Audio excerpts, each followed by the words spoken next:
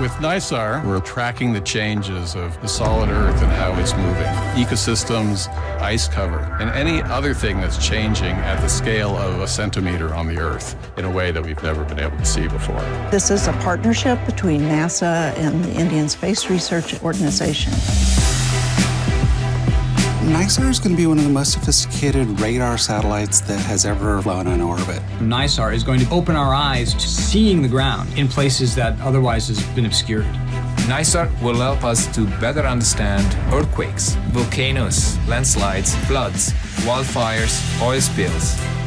The society will also benefit due to its contribution to disaster management and providing food and water security.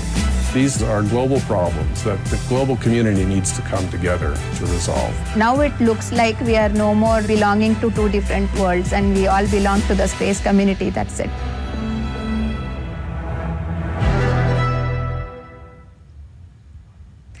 In just a few days, a powerful new satellite will launch to monitor Earth like never before. Hello and welcome. I'm Raquel Villanueva, coming to you live from NASA's Jet Propulsion Laboratory in Southern California. NISAR, a collaboration between NASA and the Indian Space Research Organization, also known as ISRO, is the first satellite designed to scan the entire planet using two different radar frequencies. The goal, to help us better understand how Earth's surface is changing. Now, in case you're wondering what NISAR stands for, it's the NASA-ISRO Synthetic Aperture Radar, but from here on out, we will call it NISAR. Today, we're joined by key members of the NISAR team who will walk us through the mission and how they're preparing for launch, which is targeted for July 30th in Sriharikota, India, from the Satish Dhawan Space Center. Our panelists today include Nikki Fox, Associate Administrator for NASA's Science Mission Directorate, Karen St. Germain, Director of NASA's Earth Science Division, Wendy Edelstein, NISAR Deputy Project Manager at JPL, and Paul Rosen, NISAR Project Scientist at JPL. If you'd like to ask a question during today's briefing, use the hashtag AskNISAR on social media. And if you're a member of the media on the phone line, press *1 to get put in the queue. And to get started, I'll hand it over to Nikki Fox. Thank you, Raquel. As always, NASA science is literally everywhere. Every second of every day, we do incredible science using the unique vantage point of space. Today, we're extremely excited to tell you about our Earth science observations, which we use to deliver life-saving data directly into the hands of decision makers and those who work on the front lines of natural disasters across the globe, ensuring the benefit and safety of all. Our Earth-observing satellite fleet, they've gathered data and information about our home planet and our place in it for more than 60 years. And we found that even though we may not always notice it, much of our Earth's land surface is in constant motion. We've seen the devastation a natural disaster such as an earthquake, landslide, or volcanic eruption can cause, both to the surrounding areas and to people's everyday lives. We especially see this in what is called a slow-moving landslide, where the land appears stable, yet the Earth has been moving. The changes, however, are so subtle that right now they're virtually undetectable. That is before the disaster strikes. The need to be better prepared before, during, and after the challenges caused by natural disasters around the world could not be greater. Now, NASA, in partnership with ISRO, will have the opportunity to do the precise science needed to zero in on these topographical movements. In the coming days, we will launch the first ever mission between the United States and India to observe our home planet like no mission has done before. NISAR truly is a first of its kind dual radar satellite that will change the way we study our home planet and better predict a natural disaster before it strikes. NISAR will scan and take imagery of nearly all the Earth's land and ice surface twice every 12 days in unprecedented detail, literally down to a centimeter. It will peer through foliage, study building footprints, measure flood depth, and so much more.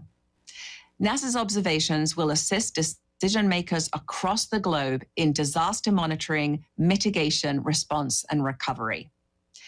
You will hear more from the panel on how NISAR will do all of this and all kinds of really exciting details. But I will end with the thought that NASA's data is open to everyone, and it will be filtered into the resources that are easy to understand by decision makers and responders alike. So getting that critical data into the hands of people that need it.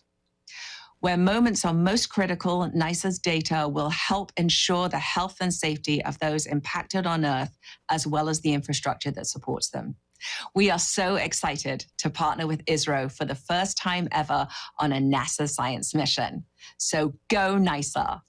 Now over to Karen St. Germain, our amazing Earth Science Division Director. Thank you so much, Nikki. And I am also excited to be here. Let me talk a little bit about how NISAR fits into our Earth science efforts. NASA studies the Earth as a system, and today we have more than 24 missions in orbit studying our oceans, land, ice, atmosphere, and life on our home planet. Some of those satellites are generalists, and some are specialists in what they observe. And each mission has great value on its own. But we get a far greater understanding of how the Earth works when we can look at these missions together, because together we can observe how a change in one aspect of the Earth may drive changes in other aspects. Even small and subtle changes can mean significant differences across the entire Earth system. NISAR will launch on the morning of Wednesday, July 30th. And this science mission will advance our understanding of the Earth system with cutting-edge technology capable of studying changes in land and ice, changes as small as a centimeter in any weather and in both darkness and light. So let's talk about why this is important. It's important because we understand that our planet's surface undergoes constant and meaningful change. These include natural hazards such as earthquakes, landslides, and volcanoes, land subsidence and swelling, movement, deformation, and melting of mountain glaciers and the ice sheets that cover both Greenland and Antarctica, and of course, wildfires. We also see human-induced changes such as farm and ranch production, use of water for municipal drinking and farm irrigation, and infrastructure and land development, houses, commercial buildings, railroads, highways, and bridges.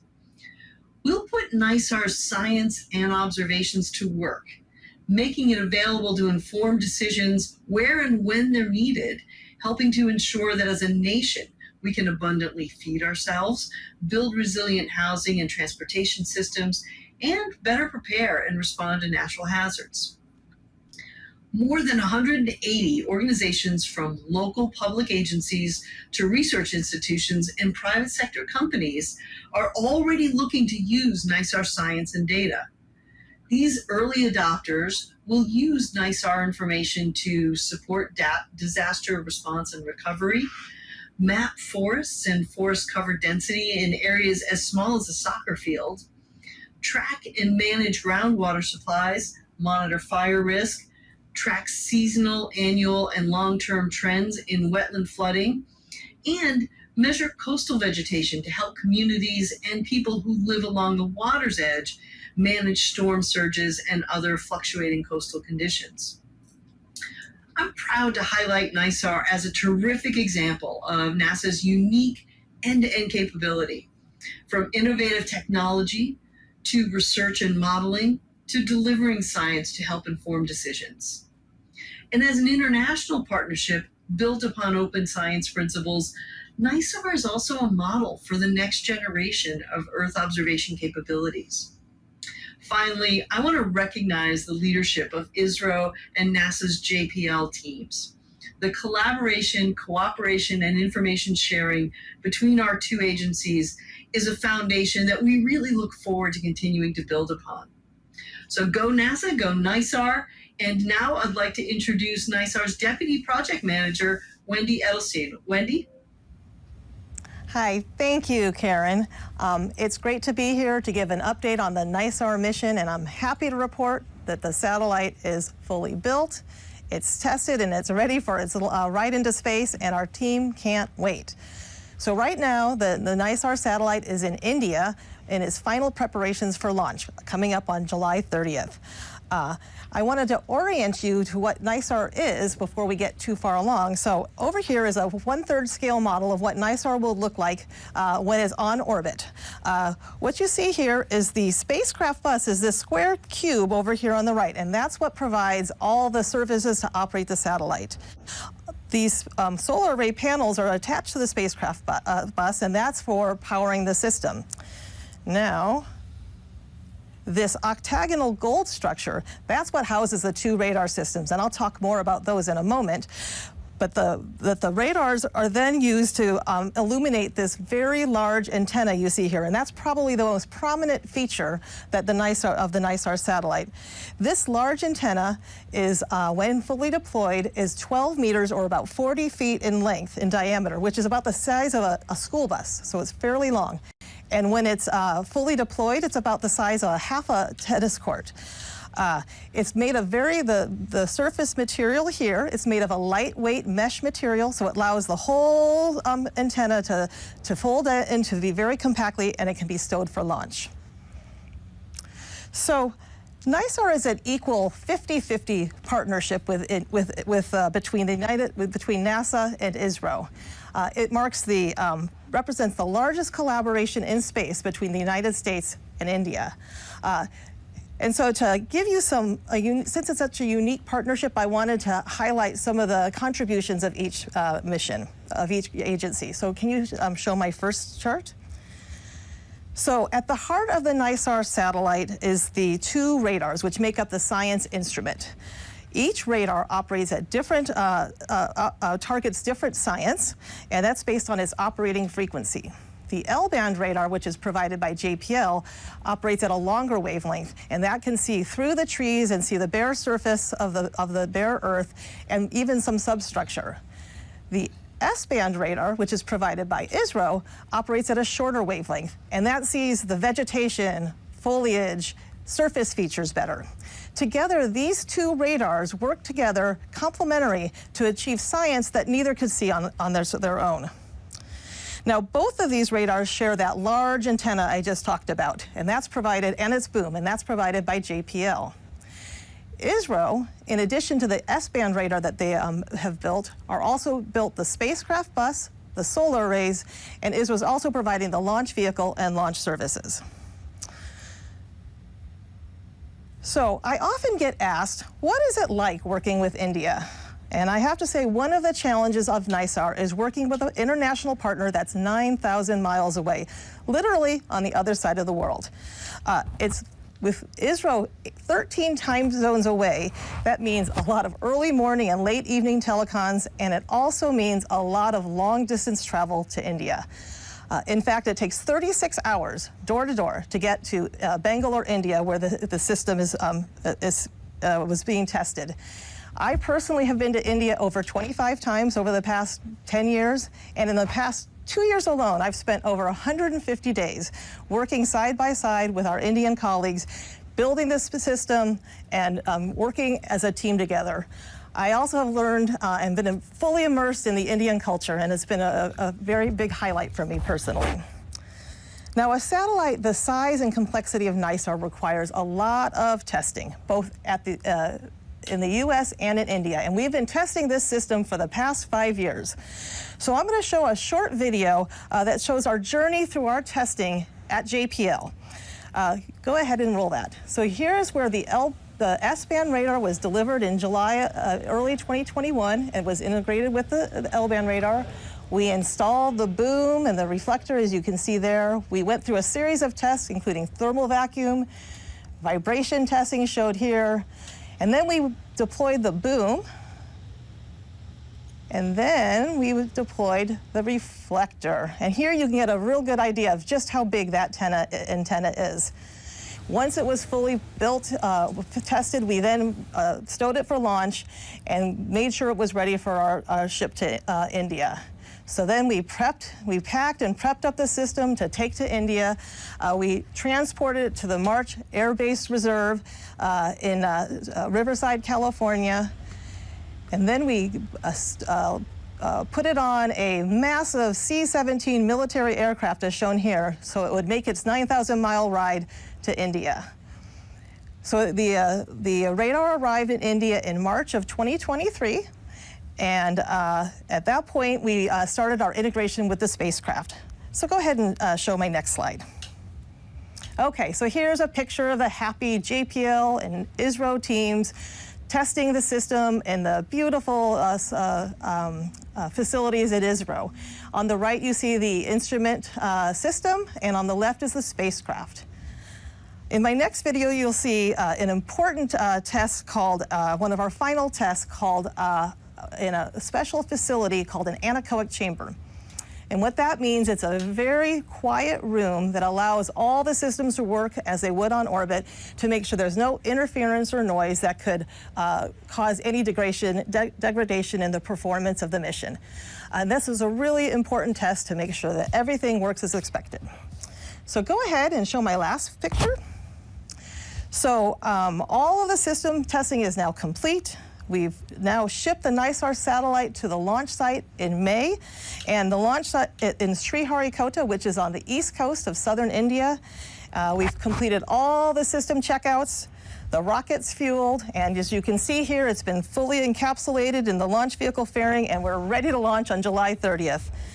And on a personal note, I just want to say I've spent my entire career working on radar missions for JPL, and NISAR is the highlight for me. I can't wait to see the science it produces and the impacts it has, both on the real-world applications and the societal impacts. So I think it'll help people around the world. And to hear more about the exciting, amazing science, I'm going to hand it over to Paul Rosen, the project scientist. Go NISAR. Thank you, Wendy. Yeah, it's great to be here. You've heard a lot about the science and applications, actually, from the other panelists. So I'm going to focus on NISAR's ability to do these things, the methods that we're going to do this, providing new insights into Earth's changing surface in ways we've never seen before. So remote sensing missions like NISAR are storytellers, I would say, about Earth and how humans interact and connect with the planet, with all its beauty and abundance and dangers. And NISAR is a truly great and unique storyteller. Because of the fact that it's a radar, we provide reliable data, all-weather sampling of the Earth, day and night, and we're doing this every 12 days over all land and ice-covered surfaces of the Earth. So we sort of build up a movie, frame by frame, of every point on the Earth's surface, and we don't have any frames that are missing because of the reliability of the radar data, such that we get this sort of all the action in the movie that we can see. So NISAR provides very fine resolution for a radar, and we do that using a somewhat magical technique called synthetic aperture radar. If you could cue the animation to show what this looks like. So here you can see the radar is flying along its orbit track in the top left. We send out pulses of energy from the radar, given the size of the aperture, the antenna, and the wavelength. We have a very large footprint on the ground. So if we were to just use those pulse echoes coming back all by themselves individually, we would get a very blurry picture of the Earth. But because we are pulsing over 1,000 times per second, we can collect those radar echoes as we're flying along and create an antenna as though it's 10 kilometers in length or 10 miles in length. And that gives us very fine resolution, as you can see building up in the top right corner. So this synthetic aperture radar techniques gives us the resolution, high definition movie of the Earth, so to speak. NISAR also provides 2D motion in its movies. So if you could cue the next animation, you saw this a little bit earlier, but I'll say a little bit more detail about it. We fly in an exact repeat orbit and use another technique called interferometry, radar interferometry, where we fly along collect the echoes, make the image, come back again at a later time and make another image, and use the radar as a yardstick, basically. The radar waves, we count the peaks and troughs of the radar waves and use it as a yardstick to be able to measure how the ground is moving over time. This animation is over the Central Valley of California, and we can see feet worth of subsidence due to groundwater withdrawal in this area. We have precision down to millimeters and centimeters using this radar interferometry technique. So that gives us 3D motion for looking at volcanic deformation, tectonic plate motion, land subsidence, as you see here, and anything that's moving at the scale of a centimeter or so. NISAR also sees the Earth in a fundamentally different way than optical systems and many other systems. So if you could cue the next graphic, we see in the part of the spectrum that's invisible, it's above the red. If you think of the rainbow as all the different colors of the spectrum, we're somewhat above red, so above the over the rainbow. And by virtue of this, we are not susceptible to clouds, and we see very different things. We see the electrical properties and the structural properties of the surface. So in this graphic on the left, you can see an optical image from Landsat, another NASA satellite in partnership with USGS. And you can see, first thing you see is it's a little bit hazy because of the cloud cover that we can see at visible frequencies. You can also see a river, and there's rainforest below in this area of Peru called Pacaya Samaria.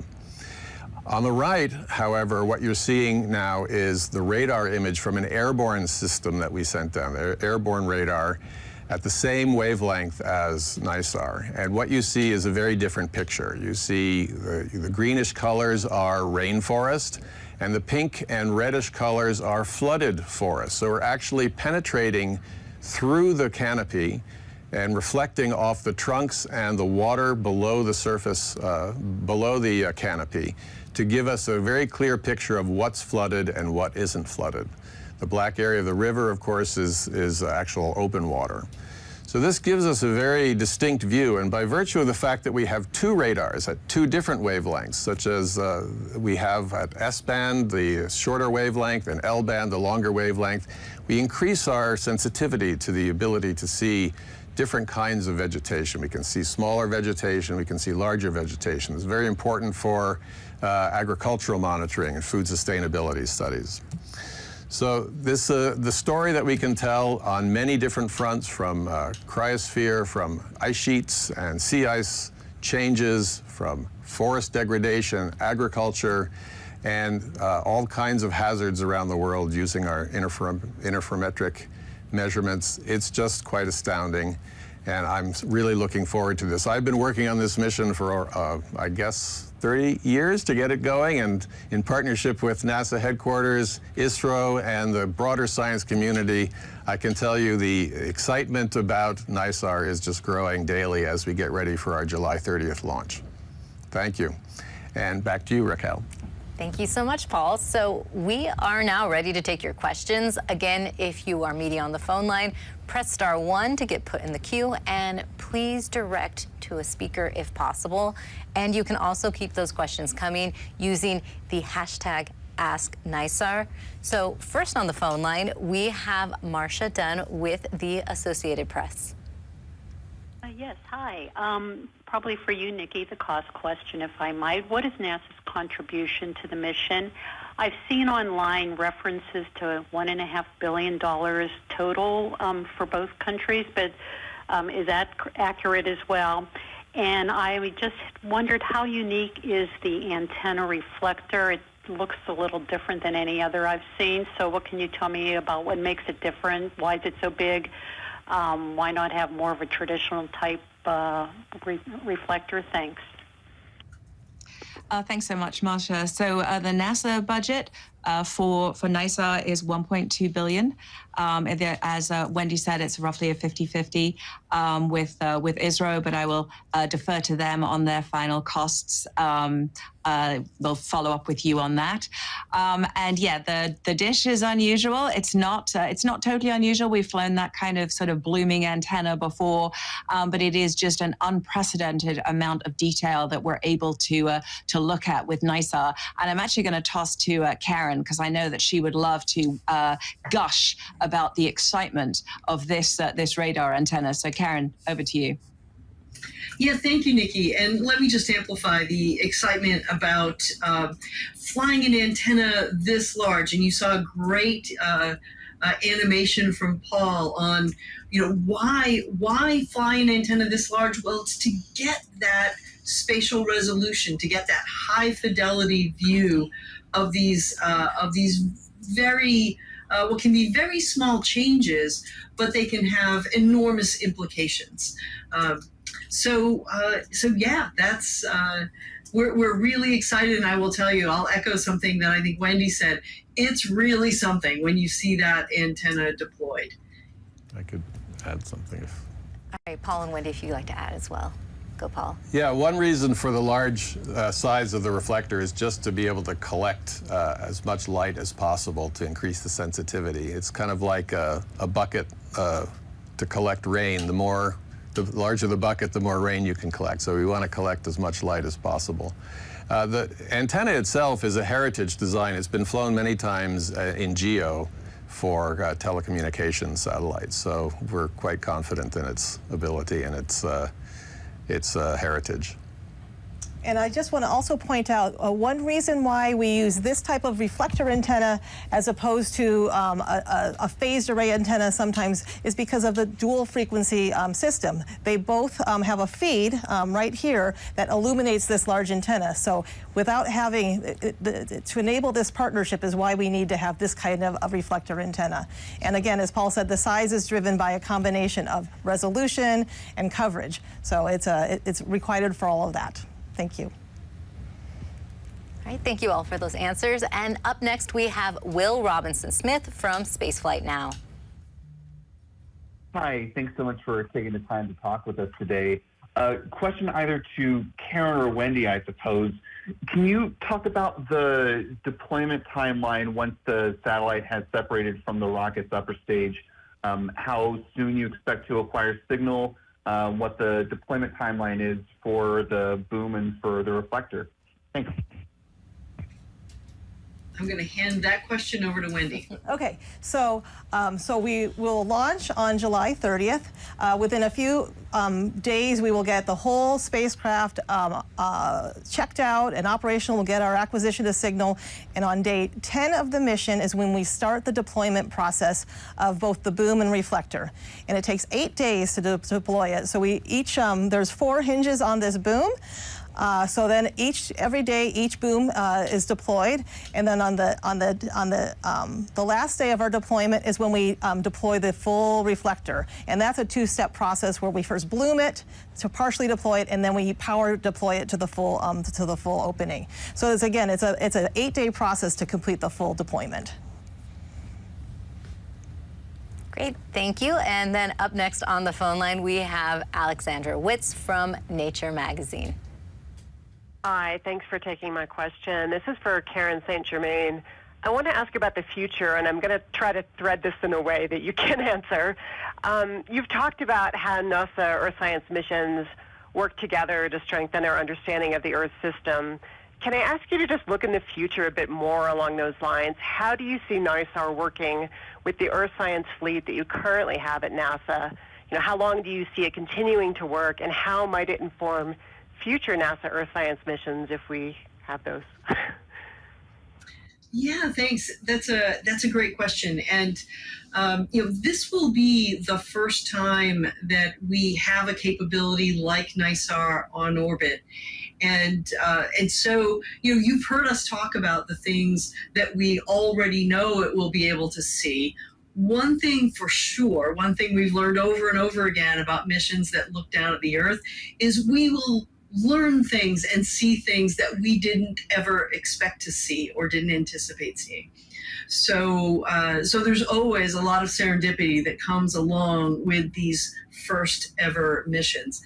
But I will say that it does fill a very different role. And actually the image that we just saw comparing electro-optical to SAR imagery that Paul showed, that actually gives you a good sense of how a radar mission sees the Earth very differently from electro-optical, from thermal, from gravity missions, and so forth. So, when we look at how the Earth is changing, and it is always changing, this NISAR will give us positional change, movement, structure that has changed. And it's a really important independent piece of information which can be combined with what we learn from other missions. So this kind of knowledge has been reaffirmed, well, in the 2007 Decadal Survey and in the 2018 Decadal Survey. They reaffirmed the importance of this kind of information. So NISAR will be a pathfinder for us in many ways and lead us into the future, help us understand how we might define and build future follow-on synthetic aperture missions. Thank you, Karen. And up next, we have some social media questions. But just a reminder, if you're a member of the media, press *1 to get put in the queue.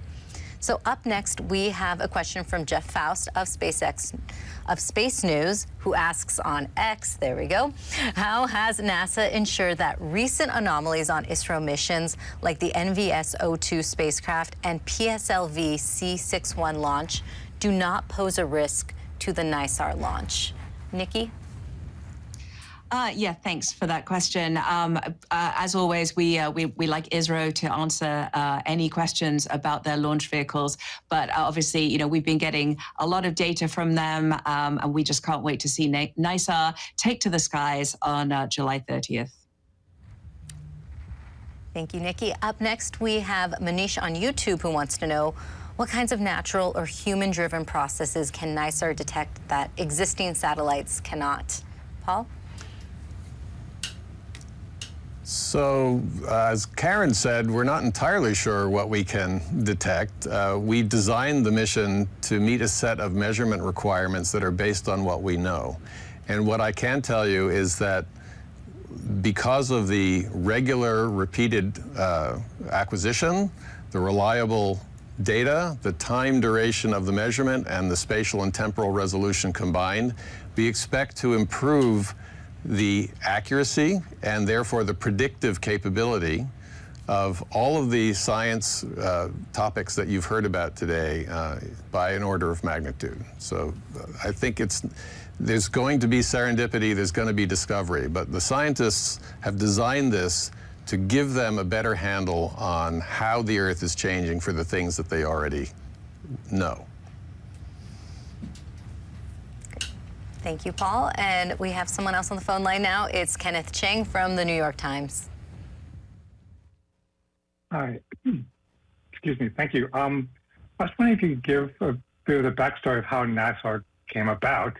This is a big, expensive, ambitious project, and how this ended up being the first mission that you do for the first time with a space agency you haven't worked before. I was also wondering, why is Israel not participating in the news conference at all? You don't have anyone there, you don't have anyone remotely, you don't even have a recorded message from anyone in Israel. Thank you. Nikki, Karen? Karen, go ahead. Okay. Well, I think I'll start with the last question. We coordinate very closely with ISRO. The answer to the participation question is simply the time zone difference. But we, rest assured, we are working very, very closely. On the story of NISAR, actually, I think I want to turn over to Paul because he has been tracking this story from the very beginning. So why don't you go ahead and tell the story, Paul? Sure. Well, how much time do we have? Back in 1992. No. So I think the short answer is because of the 2007 decadal survey, which recommended a synthetic aperture radar-based mission that could service a number of different science disciplines that are now present in NISAR: ecosystem science, cryosphere science, solid earth science. It actually recommended a radar plus a LiDAR mission at that time. We've been studying it, trying to come up with something that's cost-effective and capable that meets the requirements that were outlined in the decadal survey, which, as Karen said, were also reaffirmed in the 2017 decadal survey. So in the early days, we were working with various international partners to make sure that we could, again, afford this mission. And it's difficult programmatically to get an international partner who has the same kinds of objectives that you have that align in time with your own programs. So we went to various countries: Germany, Canada, Argentina, and it wasn't until 2011 when NASA decided that the LiDAR could go off in a different direction and we stick with just the radar that actually I was sent to India to tell them about this mission concept, and India said, this is exactly the kind of thing we would like to do next. We need to have a technology element to it. And because we already had this reflector feed design in the back of our minds as one of the trade options, somebody, maybe me, suggested we could put 2 radars on this, and they could build one, and we could build the other. And they really resonated with that, and that's what formed NISAR. It's been, it took a few years to get the partnership going. I think President Obama and Prime Minister Modi met in around 2014, and that's when the deal was sealed. And after that, we've been developing it. Thank you for that story, Paul. Oh, Karen. I was just going to add a little bit because I joined the NASA team in 2020, right at the beginning of the global pandemic, and I just want to acknowledge,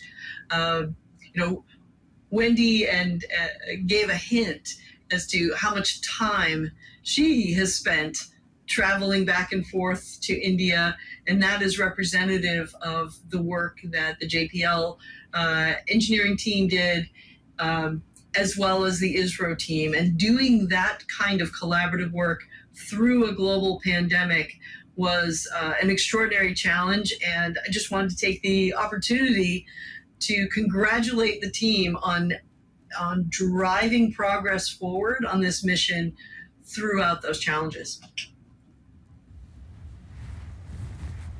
Thank you so much for that. We also have some social media questions coming in, and I think this one is for you, Karen, too.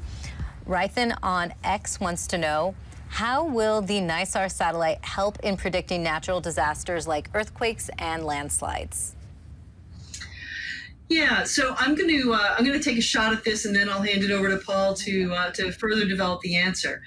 But to me, the idea is that we will be able to see very small motion, very small changes in position, and often these kinds of changes are precursors to larger events.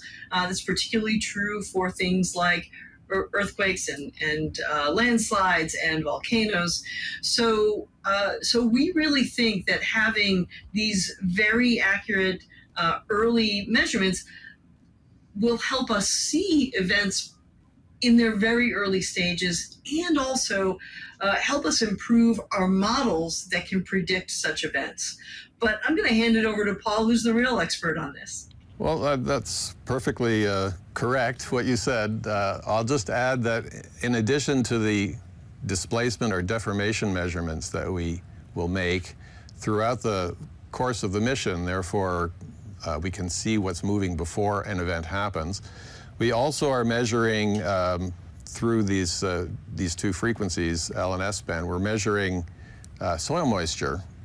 And the soil moisture has a big impact on landslide susceptibility also. So by tracking changes in soil moisture, we should be able to also feed that into our models for understanding when land may move. Another point on earthquakes, one thing that we also have learned over the years from airborne and other anecdotal data is that the Earth is moving in ways that are not always expected, and there are many faults, for example, in California and other places around the world that are actually always sort of creeping very slowly and imperceptibly, unless you have a radar, that may be relieving stress on some of these faults, and therefore giving us a hint that the earthquake potential may be less in certain places than we had previously thought. So these measurements will help modeling and predictive capability in every sense. And for the cryosphere, where we're measuring ice sheets and sea ice change, the mechanics of ice, the many kilometers thick ice, as it flows into the oceans, it's not fully understood, and the interface between the ice and the bedrock below it, how lubricated it is, that's also not well known. These things, by measuring the velocity that we get from the deformation measurements, that helps us with the modeling of the entire system, which will help us with predictive capabilities there as well.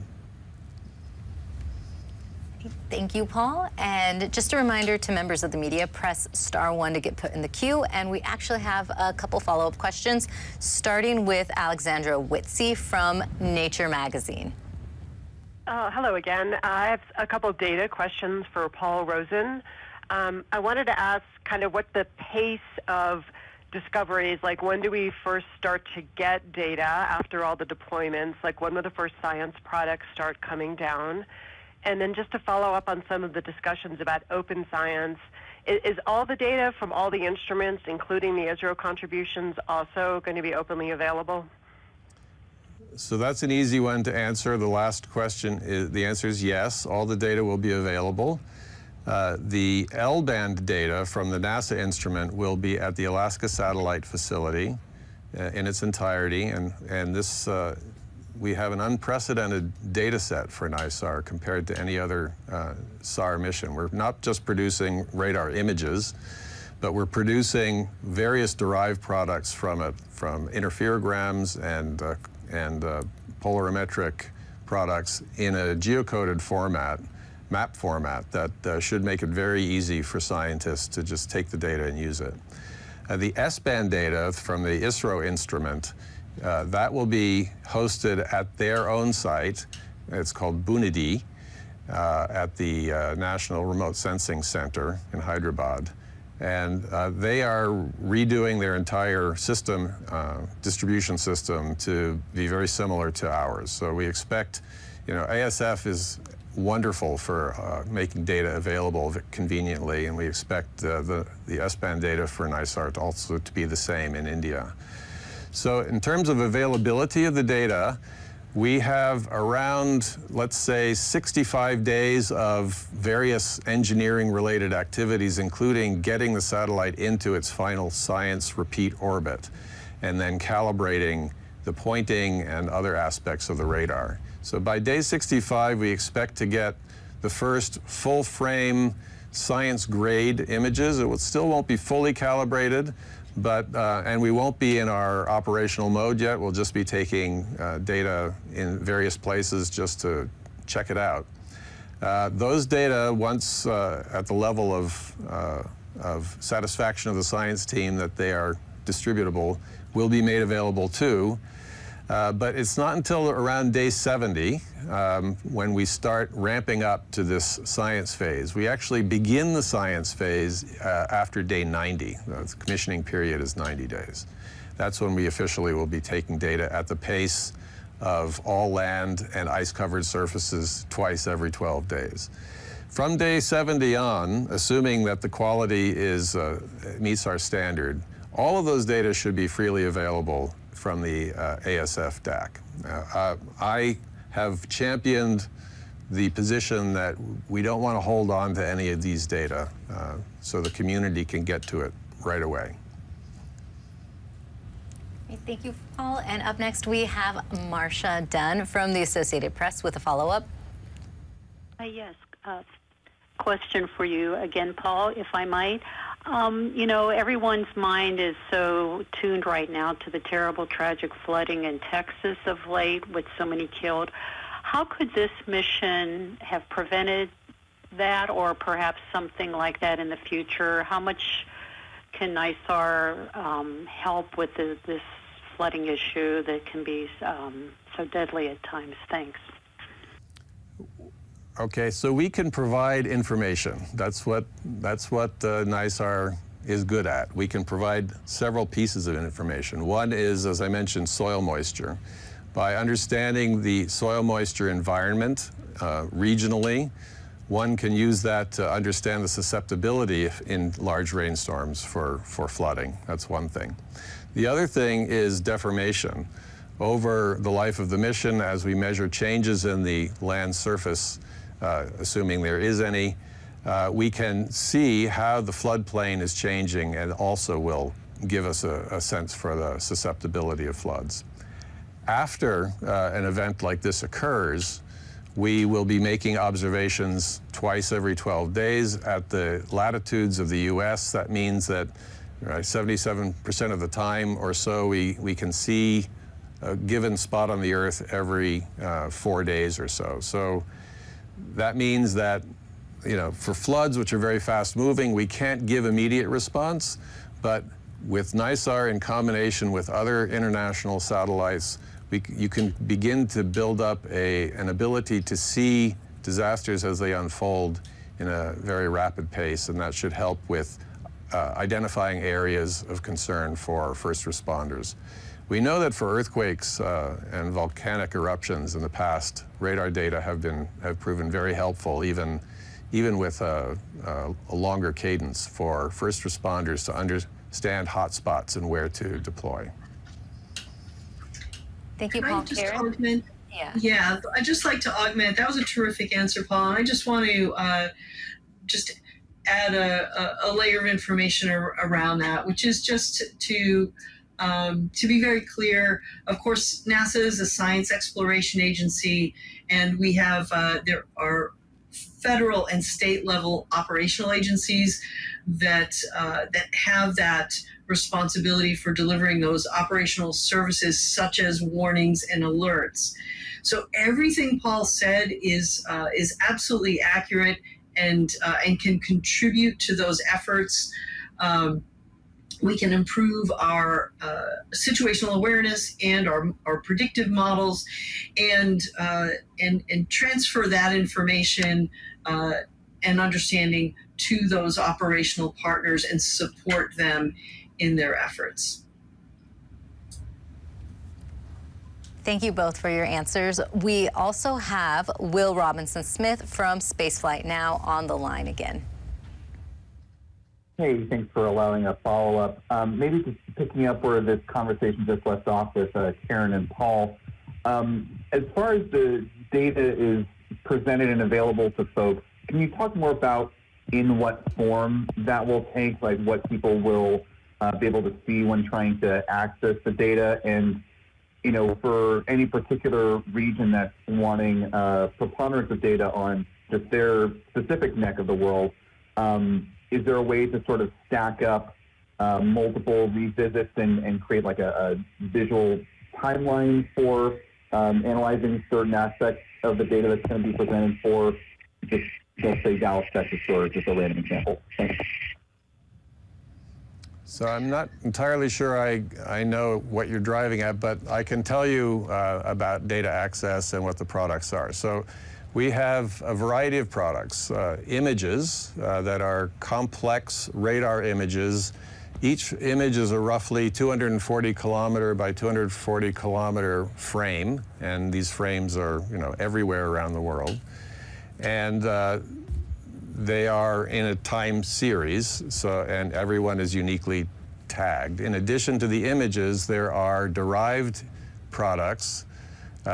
These are interferograms, which are 12-day separated images combined to make a displacement measurement, which is coded in the phase of the measurement. Those are also geocoded so that they are immediately, you can immediately compare those to any other kind of map product. We also create something called the covariance product, which is basically the polarization information for the various channels of the radar that are also geocoded and corrected for terrain slope effects. So a directly usable analysis-ready data product. So there's a suite of something like 9 to 15 products, depending on the region of the world, for each frame. Those are at the ASF DAC, the Archive Center and Distribution Center. There is a web interface that allows you to draw a box any place on the world that you want, discover what data sets are there using a set of attributes about the radar, the frequency, the polarization, the band, the resolution, that kind of thing. Lots of selections. That will then deliver to you a list of all the products available, and then you can either download them through a very simple API interface. You could also do this not through the web, but through an API. You could either download them for your own analysis, or you can use them on the cloud through various cloud resources that NASA makes available and that, of course, other cloud providers do as well. So there's, it's very easy access. It's almost all the products except for the raw radar data.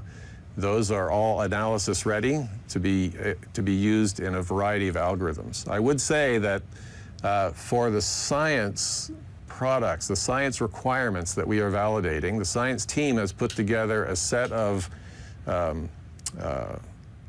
algorithms and code that is also freely available.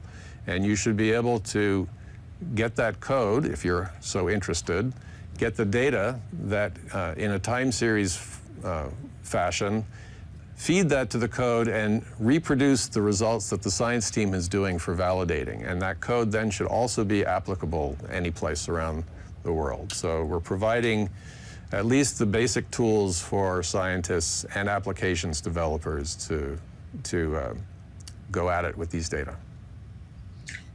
And if I could amplify that just a little bit, so Paul just gave a great description of all of the ways that that folks can access data, particularly for scientific purposes and so forth.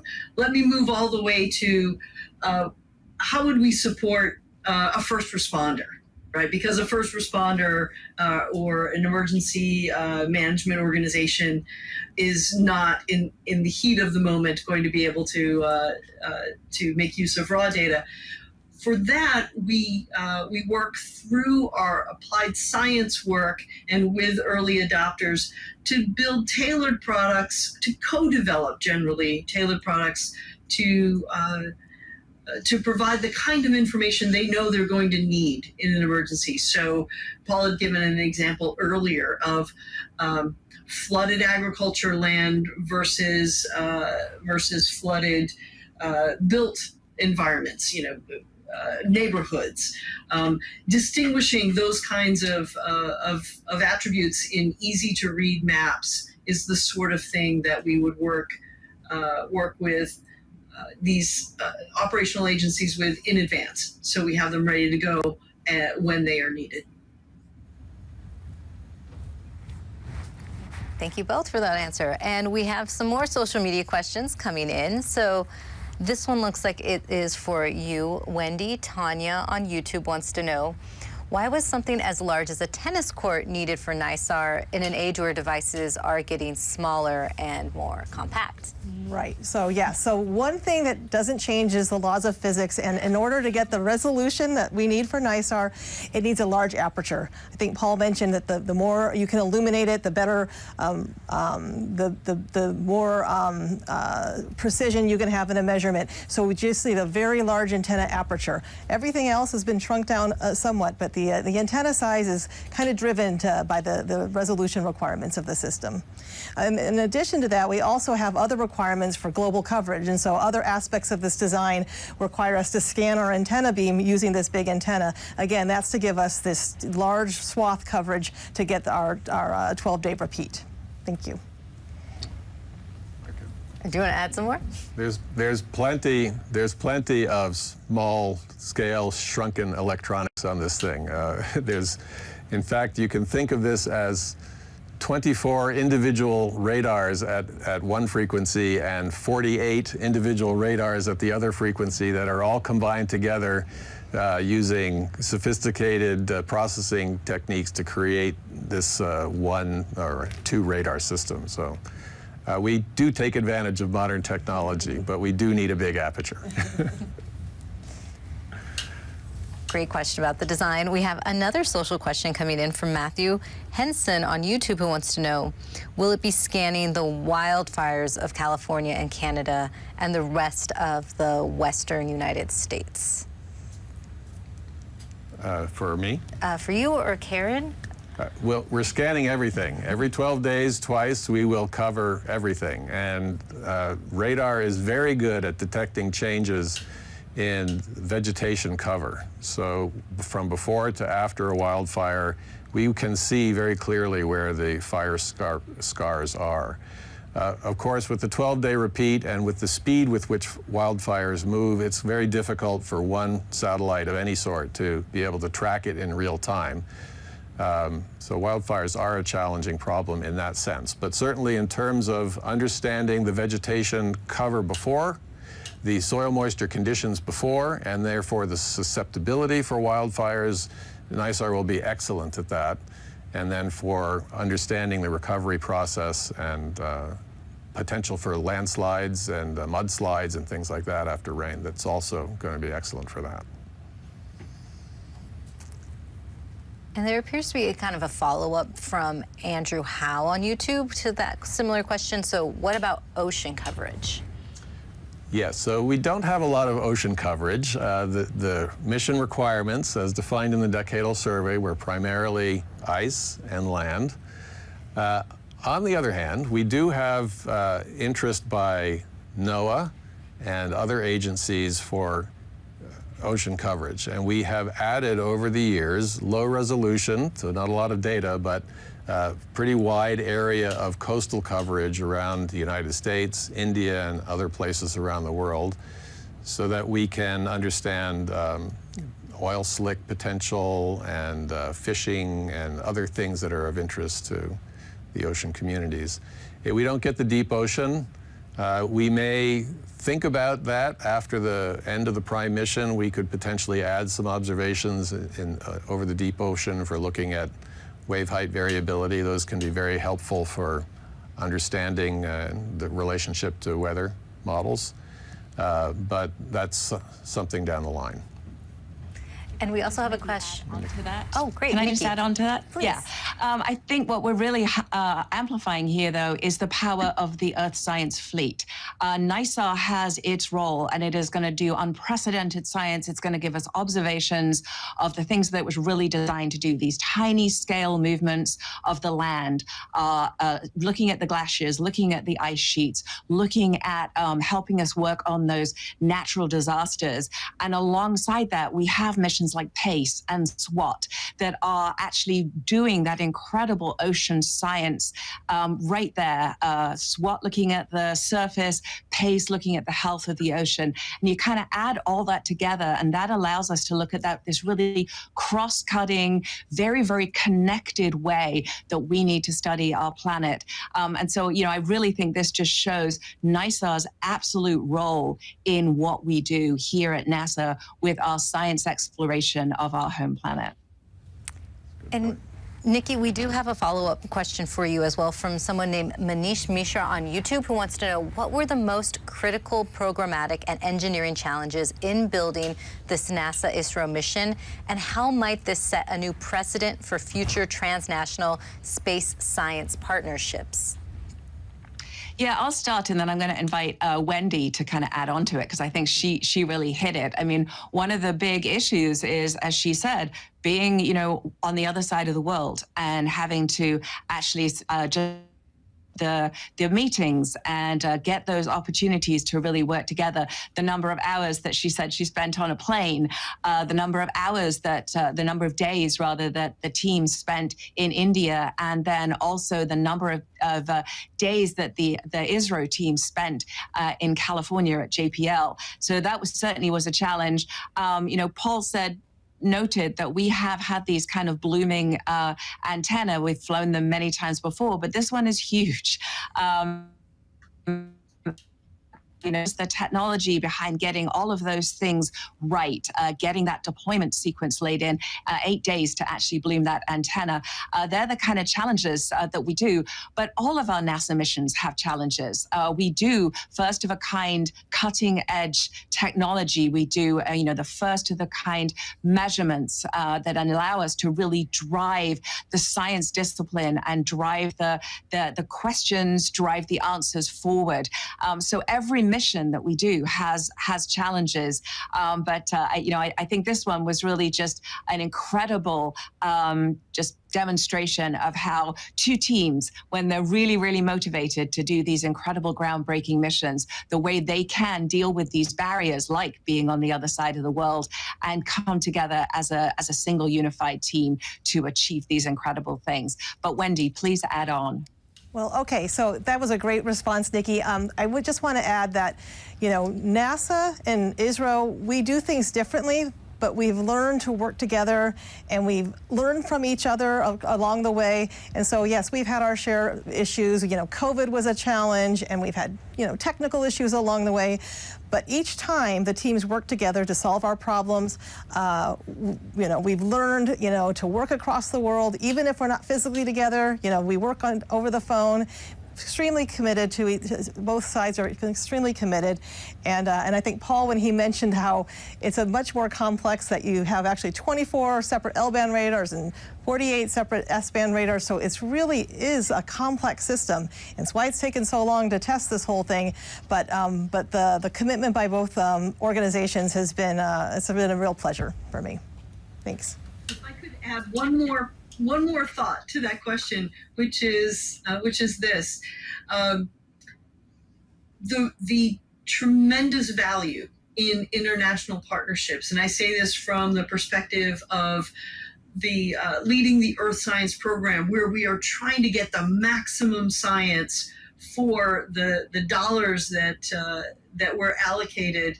And what we've found, what we've learned or relearned or reaffirmed through this experience is that we can do much more when we work with international partners than we can do on our own. And so working together, we can deliver the kind of science and information that everyone needs. So that's the value of these international partnerships. And on that note, I think that is a great way to wrap up today's briefing. So I'd like to thank everyone for their questions. And NISAR's launch is currently targeted for July 30th from the Satish Dhawan Space Center in Sriharikota, India. And to learn more about this mission, visit nasa.gov/NISAR and follow along on social media with @NASAJPL, @NASAEarth, and @NASA. And be sure to check out the NISAR launch press kit at go.nasa.gov/NISAR press kit. And I'd like to give a big thank you to our panelists for joining us today. Thank you so much for watching.